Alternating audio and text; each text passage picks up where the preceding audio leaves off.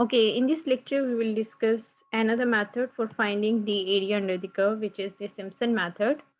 Let's suppose we have a function curve y is equal to f of x और हमें area calculate करना है between a and b. ठीक है, हमें इसके कोरस्पॉन्डिंगली एरिया कैलकुलेट करना है और एरिया कैलकुलेट करने के लिए हम a टू b इंटरवल को इक्वल पार्ट्स में डिवाइड करेंगे. तो हमने इसको पार्ट में डिवाइड कर दिया x naught to x1 to x2 and x2 to x3. ठीक है, हमने इसको 3 पार्ट्स में डिवाइड कर दिया, 3 इक्वल पार्ट्स में. और सिम्पसन मेथड जब हम यूज़ करेंगे तो उसमें हर इंटरवल को हम 2 पार्ट्स में डिवाइड करेंगे फर्दर. तो यहाँ पे यही काम किया कि x0 टू x1 इंटरवल को हमने 2 पार्ट्स में डिवाइड कर दिया. इसी तरह x1 टू x2 इंटरवल को भी 2 पार्ट्स में डिवाइड कर दिया और x2 टू x3 इंटरवल को भी 2 पार्ट्स में डिवाइड कर दिया. तो टोटल पहले 3 इंटरवल थे, 1 2 एंड 3. जब हमने 2 पार्ट्स में हर एक इंटरवल को डिवाइड किया तो टोटल 6 इंटरवल हो गया, लाइक डबल इंटरवल होंगे. इसी तरह अगर पहले n इंटरवल थे तो जब हम हर इंटरवल को 2 पार्ट्स में डिवाइड करेंगे तो टोटल 2n इंटरवल हो जाएंगे उस केस में. तो ट्रेपेजॉइडल में टोटल हमारे पास 2n इंटरवल होते हैं, जबकि सिम्पसन में हमारे पास 2n इंटरवल्स हम कंसिडर करते हैं और ट्रेपेजॉइडल में n इंटरवल कंसिडर करते हैं, क्योंकि ट्रेपेजॉइडल में हम हर इंटरवल को 2 पार्ट्स में डिवाइड नहीं करते हैं. तो अगर हमने ये वाला एरिया कैलकुलेट करना है, अब हमें यही काम करना होगा कि हम सबसे पहले ये वाला एरिया कैलकुलेट करेंगे.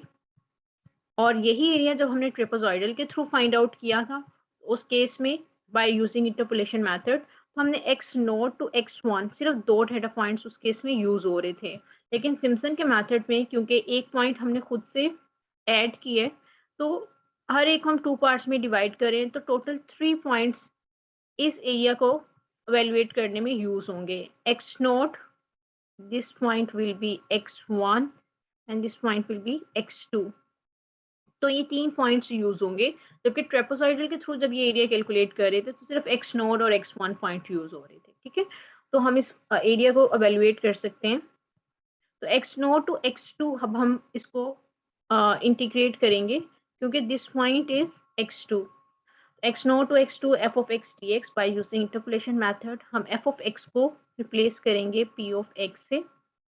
ठीक है, 2 इसलिए लिखे कि इसमें क्योंकि 3 पॉइंट्स यूज हो रहे हैं, इसके कोरस्पॉन्डिंगली पॉलिनोमियल क्या होगा y equal to y not.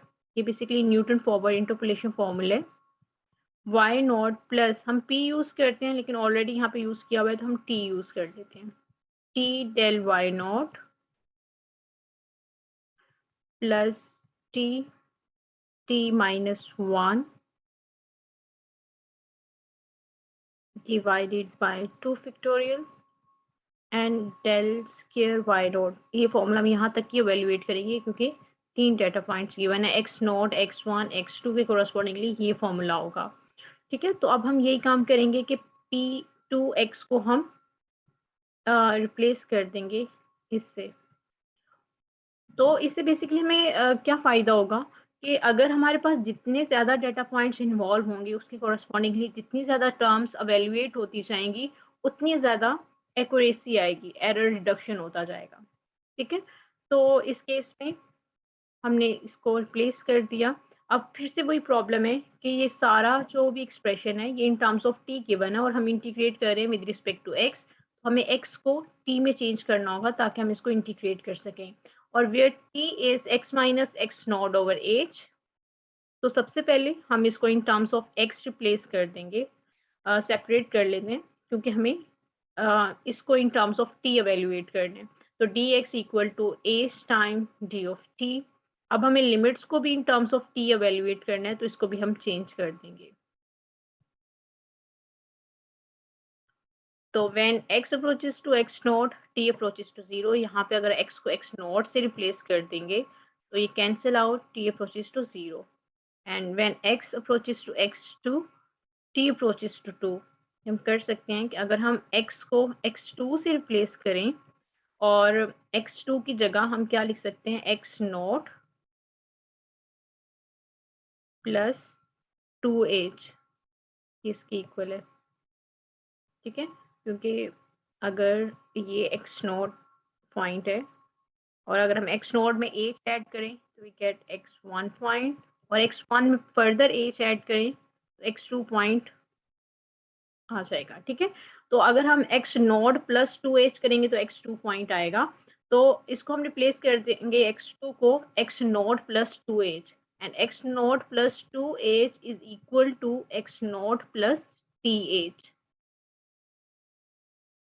ठीक है, तो x नोड से कैंसिल आउट हो जाएगा। हम इसको सिंप्लीफाई करेंगे तो t इज इक्वल टू 2 आ जाएगा।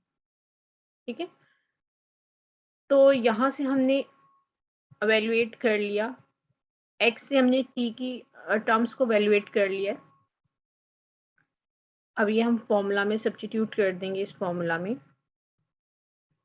इसको सब्स्टिट्यूट करेंगे, x को रिप्लेस कर देंगे h d ऑफ t से, और x नोट को t से, और x2 को सॉरी यहाँ पे x नोट की जगह हम 0 सब्स्टिट्यूट करेंगे और x2 की जगह 2। ठीक है, तो अभी हमने लिमिट्स फाइंड आउट किए हैं और इसको सिंप्लीफाई करेंगे, इंटीग्रेट करेंगे, और ये फाइनल आंसर आ जाएगा। ठीक है, अब इसमें हमें x naught del y naught की वैल्यू हम सब्स्टिट्यूट कर देंगे, which is basically the forward operator, और basically this will be equal to the next term minus previous term. ये वैल्यू हमने रिप्लेस कर दी और इसको फर्दर सिंप्लीफाई करेंगे तो कैंसिल आउट कुछ वैल्यूज हो जाएंगी। अब इस डेल स्क्वायर को भी हम एवेल्युएट कर सकते हैं। कैसे आएगा कि del y one minus del y naught, ये इसके इक्वल होते हैं, इसकी वैल्यू सब्स्टिट्यूट कर दी। फिर नेक्स्ट हम डेल वाई वन की वैल्यू सब्स्टिट्यूट कर देंगे। This is the difference of the next value y2 minus y1 is than del y naught is equal to y1 minus y naught. अब हम इसको simplify कर सकते हैं, इसको साथ सिंप्लीफाई करेंगे तो ये वैल्यू आ जाएगी। तो फर्स्ट जो हमने एरिया कैलकुलेट किया है वो इसके इक्वल आ जाएगा। ठीक है, बेसिकली हमने ये एरिया कैलकुलेट किया है ये। इसी तरह नेक्स्ट क्या होगा, this point will be x2 point, इससे नेक्स्ट पॉइंट क्या होगा x3, और ये पॉइंट x4 होगा। अब हमें ये वाला एरिया कैलकुलेट करना है, x2 to x4 area, sorry x2 to x4 हम फंक्शन को इंटीग्रेट करेंगे।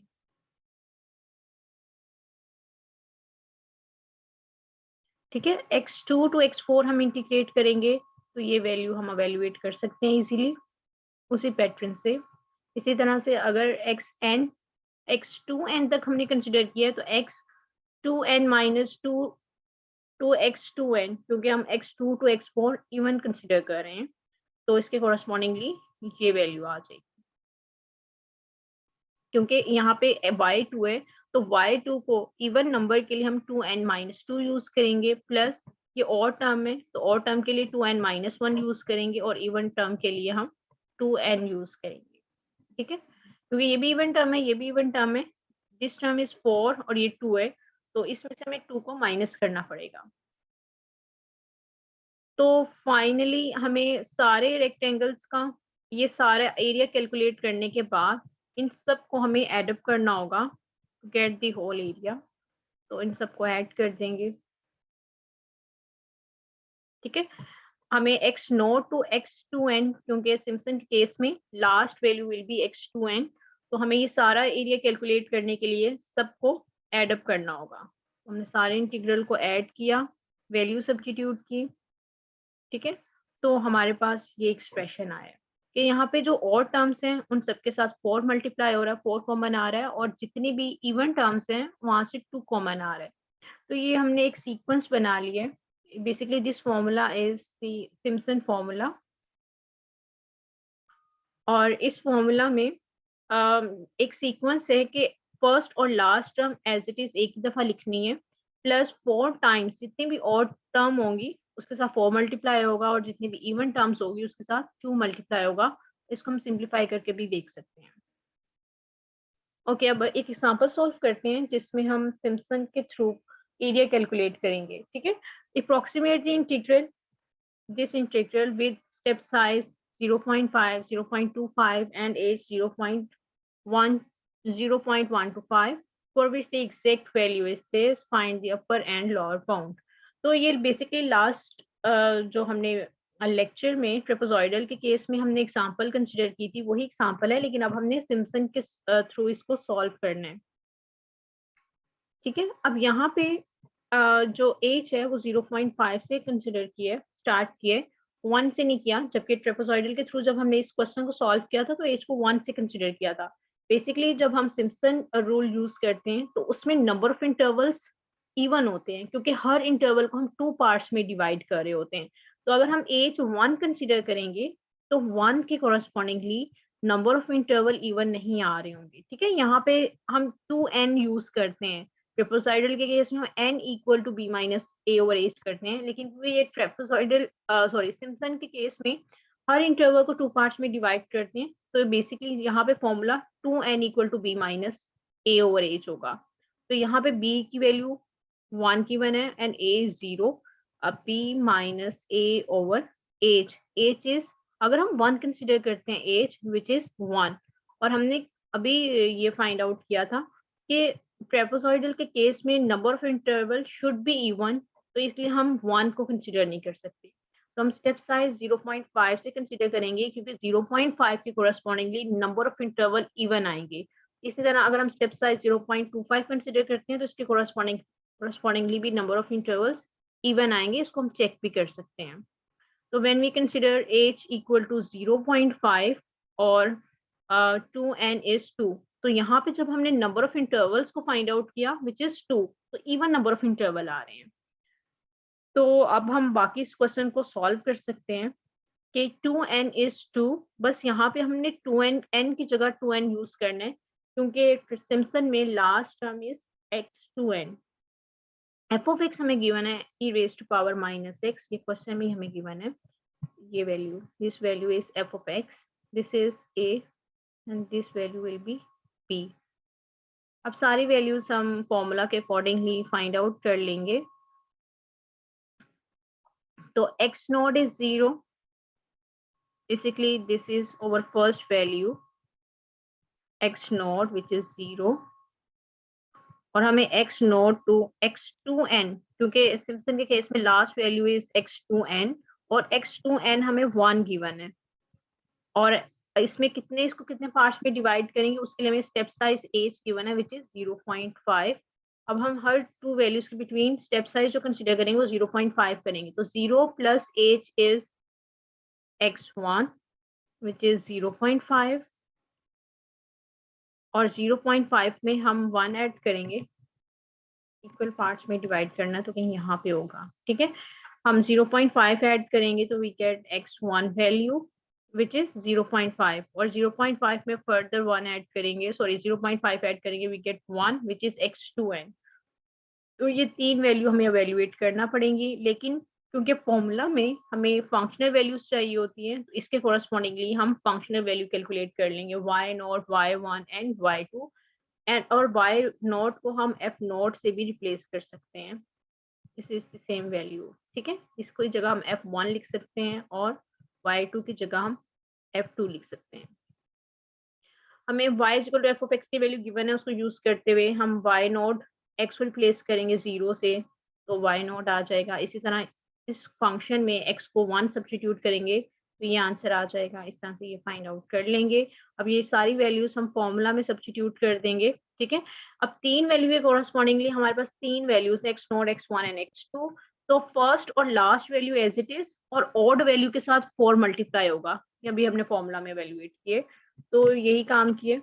3 वैल्यूज को हमने फॉर्मूला के अकॉर्डिंग लिख लिया है, वैल्यू सब्स्टिट्यूट की, तो ये हमारे पास आंसर आ गया सिम्पसन का। बाय यूजिंग सिम्पसन फॉर्मूला हमने एरिया कैलकुलेट कर लिया। अब हमें नेक्स्ट क्या गिवन था कि एज को 0.25 हमें कंसीडर करना था और हमें एरिया कैलकुलेट करना है, तो उसके लिए भी फिर से a को 0 सब्स्टिट्यूट करेंगे, b को 1 सब्स्टिट्यूट करेंगे। अब नंबर ऑफ इंटरवल्स कैलकुलेट करना है, तो 2n equal to b minus a over h, यहाँ पे b, a और h की वैल्यू सब्स्टिट्यूट की तो वी गेट 4। ठीक है, सो बेसिकली हमें ये गिवन है कि x नॉट इज 0, क्योंकि सिम्पसन यूज करें, इसलिए last term is x2n which is 4, और स्टेप साइज हमें 0.25 का कंसीडर करना है, तो x नॉट में 0.25 ऐड करेंगे तो वी गेट 0.25 और 0.25 में 0.25 ऐड करेंगे तो 0.5 आएगा। इसी तरह नेक्स्ट फिर x 0.5 में फर्दर ऐड करेंगे 0.25 तो 0.75 आएगा और 0.75 में हम 0.25 ऐड करेंगे तो 4 आएगा। इसको आपने इक्वल इंटरवल कंसिडर करना है, ठीक है। तो देखें 1 2 3 और 4 इंटरवल्स ही बन रहे हैं जो कि अभी हमने फाइंड आउट किए। तो x0, x1, x2, x3 and x4 हमने ये फाइंड आउट कर लिया, ठीक है। स्टेप्स वाइज हम करते गए और हमने ये कैलकुलेट कर लिया x2 एंड विच इज 4। अब हमें ये नहीं चाहिए, इसके correspondingly functional values find out करनी है। तो y is equal to f of x इज basically e raised to power minus x। इसमें हम x की वैल्यू सब्स्टिट्यूट करते जाएंगे तो वी गेट x0 x1, ठीक है। तो ये हमने वैल्यूज फाइंड आउट कर ली, फॉर्मूला में सब्स्टिट्यूट करेंगे। अब हमारे पास कितनी वैल्यूज हैं, x0 first value is x0 and last value is x4, ये एज इट इज। और इसमें जो आगे बाकी जो रिमेनिंग वैल्यूज हैं इनमें जो ऑड वैल्यूज होंगी जैसे y1 एंड y3 इसके साथ 4 मल्टीप्लाई करना है और इवन टर्म के साथ हमने 2 मल्टीप्लाई करना है। तो इसको आप बेसिकली f के फॉर्म में लिख दें, y के फॉर्म में लिख दें, इट्स सेम। तो इसको आप f के फॉर्म में सारे फॉर्मूला को भी इवेल्युएट कर सकते हैं और y के फॉर्म में भी। मैंने इस केस में इसको y के फॉर्म में कर, ठीक है। अब सारी वैल्यू सब्स्टिट्यूट करें जो हमने अभी फाइंड आउट किए हैं। तो एज अगर हम 0.25 कंसिडर करें तो उसके कोरस्पॉन्डिंगली एरिया ये आ रहा है, ठीक है। अब हमने एज कंसिडर करना है 0.125, तो बेसिकली हम स्टेप साइज को रिड्यूस करके उसके कोरस्पॉन्डिंगली एरिया कैलकुलेट करें। तो इस केस में a 0 b is 1। अब हम नंबर ऑफ इंटरवल कैलकुलेट करेंगे two n equal to b minus a over h. b a और age की वैल्यू सब्स्टिट्यूट कर देंगे तो नंबर ऑफ इंटरवल इज 8। तो बेसिकली ये हमें ये गिवन है कि x नॉट हमें 0 गिवन है और अब हमें स्टेप साइज 0.125 कंसिडर करना और last value is x2 and which is 1 होगी क्योंकि 0 और 1 के बिटवीन करना है।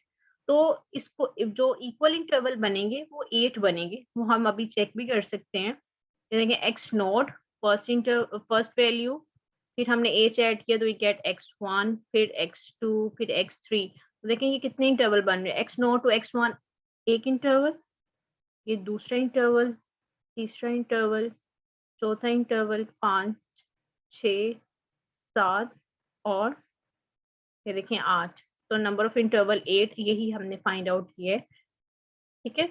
तो हमें ये नहीं चाहिए, इसके correspondingly functional value find out करनी है तो हम फाइंड आउट कर सकते हैं इजीली क्योंकि फंक्शन हमें गिवन है y is equal to e raised to power minus x की डिफरेंट वैल्यू के लिए हम y को एवेल्युएट कर सकते हैं। ये सारी वैल्यूज एवेल्युएट करने के बाद हम फंक्शन में फॉर्मूला में सब्स्टिट्यूट करेंगे। अब फॉर्मूला भी उसके अकॉर्डिंग करेंगे, h/3 फर्स्ट और last value as it is और जितनी भी और टर्म्स हैं रिमेनिंग टर्म्स जो रह गई हैं उनमें से और टर्म्स के साथ हम 4 मल्टीप्लाई करेंगे और इवन टर्म्स के साथ 2 मल्टीप्लाई करेंगे और सारी वैल्यू सब्स्टिट्यूट कर देंगे तो इसके कोरस्पॉन्डिंगली ये वैल्यू आ जाएगी, ठीक है। अब हमने एरर बाउंड कैलकुलेट करना है, क्यूमुलेटेड एरर या एरर बाउंड, जो हमने ट्रिपज़ॉइडल के केस में भी किया था और ट्रिपज़ॉइडल के केस में भी हमने एक फॉर्मूला एवेल्युएट किया था एरर बाउंड के लिए और सिम्पसन के लिए हम ये वाला फॉर्मूला यूज करेंगे। तो ट्रिपज़ॉइडल के केस में जो एरर बाउंड था उसकी डेरिवेशन की वीडियो भी मैंने अपलोड कर दी थी। तो उसी पैटर्न पे हम ये फॉर्मूला एवेल्युएट कर सकते हैं। तो अगर आप उस वीडियो के कोरस्पॉन्डिंगली इसको एवेल्युएट करेंगे उन्हीं स्टेप्स के बेस पे तो आप इसको इजीली एवेल्युएट कर सकते हैं, ठीक है। अदरवाइज इस फॉर्मूला को हम यूज करते हैं for finding the accumulated error और एरर बाउंड्स। तो इस केस में हमें b की वैल्यू गिवन है, a की वैल्यू भी गिवन है और एज की तो डिफरेंट वैल्यूज हमने कंसिडर किए ना, 0.25 0.5 0.125। तो अभी हम एज को एज इट इज लिखेंगे और हम ये फाइंड आउट करेंगे f4 ईटा। ये भी हम बहुत इजीली कैलकुलेट कर सकते हैं। हमें basically f of x given है e raised to power minus x। अब हमें अगर f4 ईटा कैलकुलेट करना है तो इसके लिए हम सेकंड डेरिवेटिव कैलकुलेट करेंगे, सॉरी फर्स्ट डेरिवेटिव पहले कैलकुलेट करेंगे which is minus e raised to power minus x। फिर हम सेकंड डेरिवेटिव कैलकुलेट करेंगे which is e raised power minus x, minus minus plus हो जाएगा। फिर हम फोर्थ डेरिवेटिव कैलकुलेट करेंगे, ठीक है। फोर्थ डेरिवेटिव कैलकुलेट करने के बाद, ठीक है, फोर्थ डेरिवेटिव कैलकुलेट करेंगे और उसके बाद हमें यहाँ पे x को रिप्लेस कर देंगे ईटा से, तो ये वैल्यू आ जाएगी, ठीक है। ये देखिए हम चेक भी कर लेते हैं। f of x is this, first derivative is minus, second derivative क्या होगा, प्लस हो जाएगा, थर्ड डेरिवेटिव फिर से minus e raise to power minus x होगा, और फोर्थ डेरिवेटिव हम लेंगे तो e raise to power minus x आ जाएगा। अब हमने क्या करना है, ये फोर्थ डेरिवेटिव आ गया ऑफ x, हमें फाइंड करना है। x को हम रिप्लेस कर देंगे ईटा से क्योंकि हमें ईटा चाहिए, तो अगर हम इसको ईटा से रिप्लेस करेंगे तो क्या आएगा, fourth derivative of eta is equal to e raise to power minus eta. तो बस यही वैल्यू हमने यहाँ पे सब्स्टिट्यूट कर दी, and eta is lying between a and b, और ए और बी हमें गिवन है 0 to 1, तो यहाँ पे हमने सब्स्टिट्यूट कर दिया, ठीक है। अब ये बेसिकली लोअर लिमिट है, ये अपर लिमिट है, लेकिन क्योंकि फंक्शन में ये नेगेटिव फंक्शन गिवन है, तो जो अपर लिमिट होगी वो इस फंक्शन के लिए लोअर लिमिट होगी, तो हमने यहाँ पे 1 सब्स्टिट्यूट कर दिया और यहाँ पे 0 सब्स्टिट्यूट कर दिया, और इसको ये बेसिकली लोअर बाउंड है और ये अपर बाउंड है। अब हमें लोअर और अपर बाउंड कैलकुलेट करने हैं, तो एज की डिफरेंट वैल्यू यहाँ पे सब्स्टिट्यूट करते जाएंगे, उसके कोरस्पॉन्डिंगली हमारे पास आंसर आ जाएगा। तो यही काम किया। सबसे पहले एज 0.5 के लिए अगर हमने एरर बाउंड्स कैलकुलेट करने, तो इस फॉर्मूला में हम एज की जगह 0.5 सब्स्टिट्यूट कर देंगे, तो एज 0.5 के कोरस्पॉन्डिंगली जो हमने एरिया कैलकुलेट किया है उसके एरर बाउंड्स आ गए। ये शो कर रहे हैं कि अगर हम एज 0.5 कंसीडर करें और सिम्पसन के थ्रू एरिया कैलकुलेट करें तो कम से कम एरर इतना होगा और ज्यादा से ज्यादा मैक्सिमम एरर इतना हो सकता है। हमने स्टेप साइज को रिड्यूस किया, 0.5 कंसीडर किया, 0.25, उसके कोरस्पॉन्डिंगली अब हम एज को 0.25 यहाँ पे सब्स्टिट्यूट करेंगे तो ये एरर बाउंड्स आ जाएंगे, ठीक है। तो basically this is the minimum error और ये मैक्सिमम एरर है। तो हम यहाँ से भी ऑब्जर्व कर सकते हैं जैसे ही हमने स्टेप साइज को रिड्यूस किया है तो उसके कोरस्पॉन्डिंगली एरर भी रिड्यूस हो रहा है। यहाँ पे 0.0012 मिनिमम एरर आ रहा है और यहाँ पे 0.00000792, तो बहुत ज्यादा एरर रिड्यूस हो गया है। इसी तरह जब हमने एज को 0.125 और हमने स्टेप साइज को रिड्यूस कर दिया तो उसके correspondingly minimum error is this, क्योंकि बहुत ज्यादा रिड्यूस हो गए। तो स्टेप साइज के रिड्यूस करने से एरर रिड्यूस होता है, और वो किस फैक्टर से रिड्यूस हो रहा होता है ये भी हमें गिवन है कि एरर जो हम स्टेप साइज को रिड्यूस करें तो एरर उसके कोरस्पॉन्डिंगली 1/16 के फैक्टर से रिड्यूस होता है। हम कर भी सकते हैं क्योंकि अगर हम चेक करें तो जो एज की पावर होती है वो बेसिकली ऑर्डर शो करता है उस मेथड का।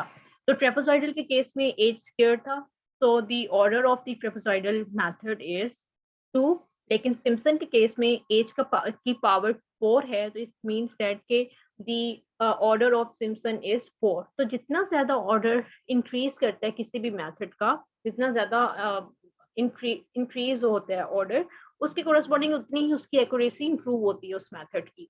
तो इस यही वजह है कि सिम्पसन के जो रिजल्ट्स हैं वो ट्रेपेजॉइडल से बहुत बेहतर होते हैं, ठीक है। और अगर हम स्टेप साइज को हाफ करते हैं, ठीक है, अगर हम एज को h/2 से रिड्यूस करते हैं उसके कोरस्पॉन्डिंगली क्या आएगा, 1/16 h4।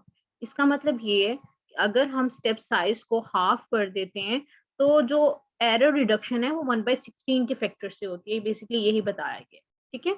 Okay, in our next lecture we will discuss the Romberg integration, ठीक है, इसको हम डिटेल में डिस्कस करेंगे। तो अगर आपको ये वीडियो पसंद आई हो तो इसको लाइक और सब्सक्राइब कर देना चैनल को, ठीक है। ओके, अल्लाह हाफिज।